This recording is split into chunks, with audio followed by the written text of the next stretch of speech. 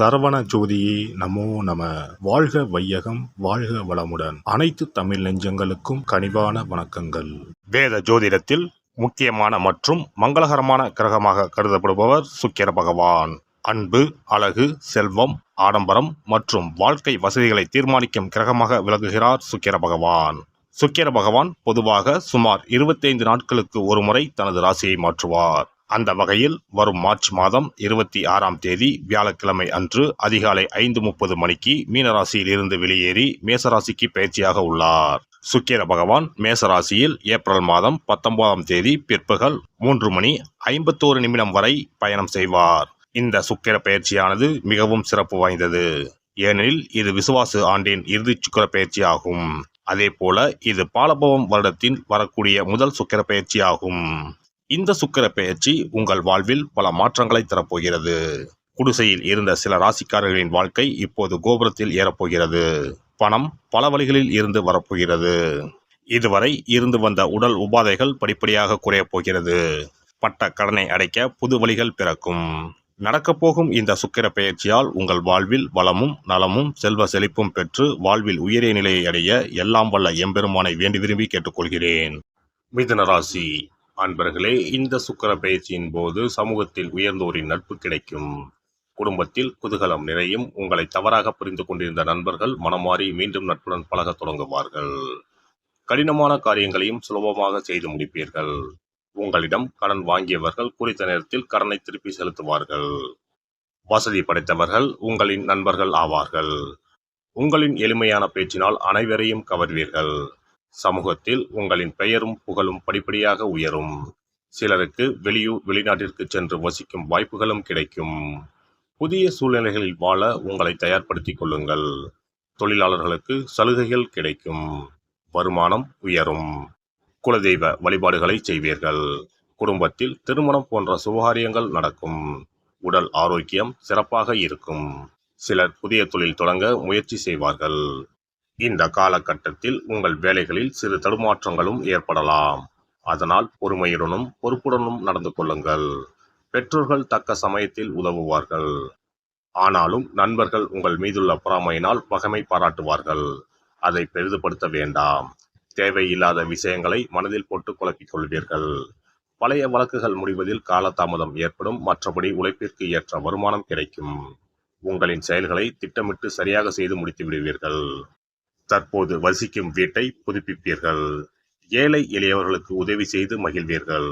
புதியவற்றை கற்றுக்கொள்ளும் வாய்ப்புகளை தவறாமல் பயன்படுத்திக் கொள்வீர்கள். தெய்வ வழிபாடுகளில் மனம் ஈடுபடும். புதிய இடங்களில் உங்களுக்கு சிறப்பான வரவேற்புகள் கிடைக்கும்.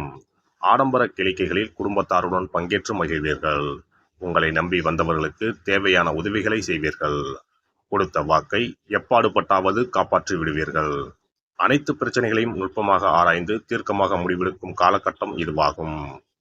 உத்தியோகஸ்தர்களுக்கு அலுவலகத்தில் ஏற்பட்ட கெடுபிடிகள் குறையும். சக ஊழியர்கள் உங்களின் வேலைகளை தாமாகவே முன்வந்து பகிர்ந்து கொள்வார்கள். மேல் அதிகாரிகள் உங்களின் கோரிக்கைகளை பரிவுடன் பரிசீலிப்பார்கள். உங்களுக்கு பதவி உயர்வு கிடைக்கும். வியாபாரிகளுக்கு கொடுக்கல் வாங்கல் விஷயங்கள் சுமூகமாக முடியும். கூட்டாளிகள் உங்களிடம் நட்போடு பழகுவார்கள். புதிய சந்தைகளை நாடிச் சென்று வியாபாரத்தை பெருக்குவீர்கள். போட்டிகளை சாதுரியமாக சமாளிப்பீர்கள். வாகனங்களுக்கு சிறிது பராமரிப்பு செலவு செய்ய நேரலாம். அரசியல்வாதிகளுக்கு கட்சியில் முக்கிய பொறுப்புகள் கிடைக்கும். தொண்டர்களின் ஆதரவுடன் பதவியை தக்க வைத்துக் கொள்வீர்கள். முக்கிய பிரச்சனைகளில் வாயை கொடுத்து மாட்டிக்கொள்ள வேண்டாம். புதிய முயற்சிகளை தவிர்க்கவும். கலைத்துறையினருக்கு அனுகூலமான திருப்பங்கள் ஏற்படும். பாராட்டும் பணமும் ஒருங்கே கிடைக்கும். சக கலைஞர்களின் மூலம் உங்களை புதிய வாய்ப்புகள் தேடி வரும். ரசிகர்கள் உங்களுக்கு ஆதரவாக இருப்பார்கள். அவர்களின் நலனில் அக்கறை செலுத்துவீர்கள். பெண்மணிகளுக்கு கணவருடான ஒற்றுமை சுமாராகவே இருக்கும். அதனால் நிதானத்துடன் செயல்படவும். உடல் ஆரோக்கியத்தில் கவனம் தேவை. மற்றபடி பொருளாதாரத்தில் முன்னேற்றம் ஏற்படும். உங்களின் குடும்பம் நல்ல நிலைமையை அடையும். மாணவ மணிகளுக்கு படிப்பில் ஆர்வம் அதிகரிக்கும். வெளி விளையாட்டுகளில் ஆர்வத்தை குறைத்துக் கொண்டு முன்னேறவும். ஆசிரியர்களின் பாராட்டுகளை பெறுவீர்கள். நட்சத்திர பலன்கள். மிருகசிரீசம் 3-4 பாதங்கள். இந்த பெயர்ச்சியின் போது நீண்ட முயற்சிகளின் பேரில் புதிய ஒப்பந்தங்கள் கையெழுத்தாகும். ஆனால் பொருளாதார ரீதியாக சிறப்பாக இருக்கும். எதிர்பார்த்த புகழ் பாராட்டுகள் கிடைக்கும். எதிர்பார்த்த பதவி கிடைப்பதில் வாக்குவாதம் ஏற்படலாம். திருவாதிரை நட்சத்திரம். இந்த காலகட்டத்தில் வேலையில் தீவிர அக்கறை எடுக்க வேண்டும். பெண்கள் குடும்ப ஒற்றுமைக்காக விட்டு கொடுத்து செல்வது நல்லது. புனர்பூசம் 1, 2, 3 பாதங்கள். இந்த ஆண்டு உடல்நலத்தை பொறுத்தவரையில் பித்தம், மயக்கம் தொடர்பான பிரச்சனைகள் வரலாம். மருத்துவ செலவு வெகுவாக குறையும். மனதில் பட்டதை பளிச்சென்று சொல்வீர்கள். புதன்கிழமை தோறும் அருகில் இருக்கும் பெருமாள் ஆலயங்களுக்கு செல்லுங்கள். முடிந்தவர்கள் திவ்ய தேசங்களுக்கும் செல்லலாம். இதனால் செல்வங்கள் குவியும். ஒரு முறையாவது குலதெய்வத்தையும் இஷ்ட தெய்வத்தையும் ஒரே நாளில் சென்று தரிசித்து வாருங்கள். கடன் பிரச்சனைகள் தீரும். குடும்பத்தில் மகிழ்ச்சி நிலவும். மன நிம்மதி உண்டாகும். சிறப்பு தொகுப்பு. இனி சுக்கிர பகவானின் அருளை முழுமையாக பெற வெள்ளிக்கிழமையில் செய்ய வேண்டிய வழிபாடு என்ன என்பதனை பற்றி காண்போம். வெள்ளிக்கிழமை என்பது தெய்வ வழிபாட்டிற்கு உரிய நாளாகும். அதிலும் குறிப்பாக மகாலட்சுமியை வழிபடுவதற்கு சிறப்பான கிழமையாக கருதப்படுகிறது.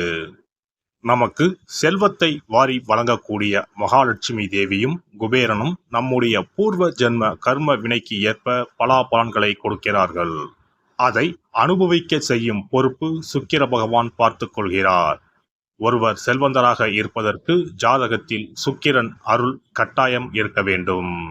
சுக்கிரனுடைய அருள் பெற வெள்ளிக்கிழமையில் சுக்கிரஹோரை வரும் நேரத்தில் இவ்வாறு வழிபாடு செய்தால் சுபபோக வாழ்க்கையை அனுபவிக்க முடியும்.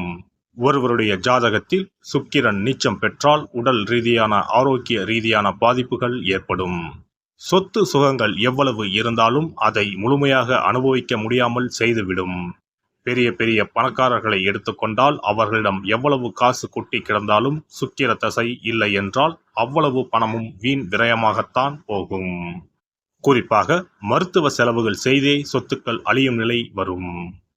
இதற்கு சுக்கிர பகவானுடைய வழிபாடு நல்ல ஒரு பலனை கொடுக்கும். சுக்கிர பகவானுக்கு வெள்ளிக்கிழமை என்பது உரிய தினமாகும். சுக்கிரன் அருள் பெற வீட்டில் வெள்ளி பொருட்களை பயன்படுத்துவது நலமாகும். வெள்ளியில் சுக்கிரன் வசிப்பதாக ஐதீகம் உள்ளது. வெள்ளி பொருட்கள் கொண்டு பூஜை செய்தால் சகல சௌபாக்கியங்களும் உண்டாகும். சுக்கிர வழிபாடு செய்ய நினைப்பவர்கள் காலை 6 மணி முதல் 7 மணி வரையிலான காலம் சுக்கிரஹோரை ஆகும்.